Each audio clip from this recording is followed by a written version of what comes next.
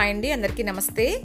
ఈరోజు మన ఛానల్లో చల్ల మురుకులు లేదా చల్ల జంతికలు ఎలా తయారు చేసుకోవాలో చూపిస్తాను. ఇవి చాలా క్రిస్పీగా చాలా టేస్ట్గా ఉంటాయండి.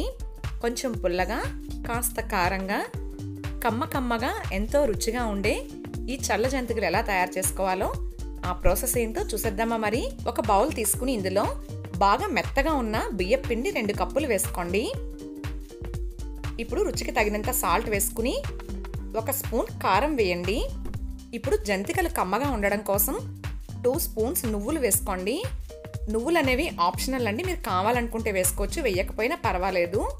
అలాగే 1 స్పూన్ వామ్ని ఇలా చేత్తో బాగా క్రష్ చేసి వేసుకోండి, అప్పుడు ఫ్లేవర్ అనేది బాగుంటుంది.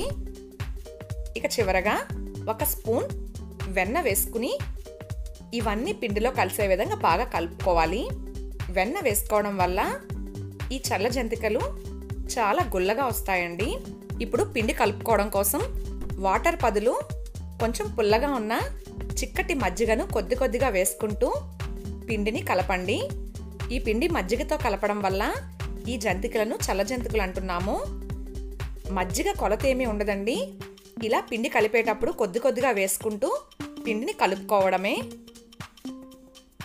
ఇలా అవసరం మేరకు కొద్దిగా మజ్జిగ వేసుకుంటూ పిండిని గట్టిగా కలపండి. పిండి పలచగా కలుపుకుంటే ఆయిల్ ఎక్కువ పీల్చుకుంటాయి. ఇలా ఈ కన్సిస్టెన్సీలో ఉండే విధంగా పిండిని కలుపుకోవాలి. జంతికలు వేసుకోవడం కోసం పిండి అయితే రెడీ అయిపోయింది. ఇప్పుడు జంతికల గొట్టం తీసుకుని మనం కలిపి పెట్టుకున్న పిండిని దీనికి సరిపడగా పెట్టండి.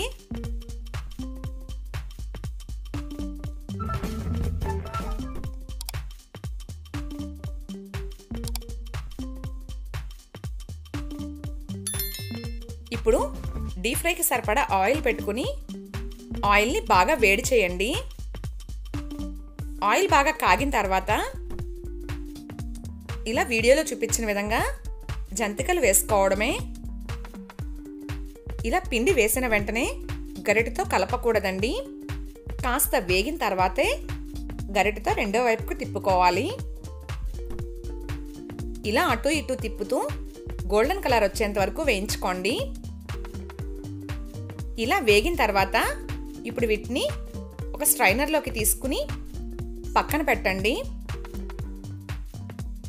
ఇదే విధంగా మిగిలిన పిండితో జంతికలు వేసుకోవాలి. మన ఇంట్లో ఎప్పుడైనా మజ్జిగ పులిసిపోయినా లేదంటే కాస్త ఎక్కువ మజ్జిగ ఉన్న పిల్లల కోసం ఇలా టేస్టీగా స్నాక్స్ని అయితే తయారు చేయండి. ఇవి కొంచెం పుల్లగా, కాస్త కారంగా, కరకరలాడుతూ తినే కొద్దీ తినాలనిపించేలా ఉంటాయండి. మీకు వీలైతే తప్పకుండా ఈ చల్ల జంతికలను తయారు చేసుకుని ఎలా వచ్చాయో నాకు కామెంట్ సెక్షన్లో కామెంట్ చేయండి. Thanks for watching. Please like, share, comment and subscribe to my channel.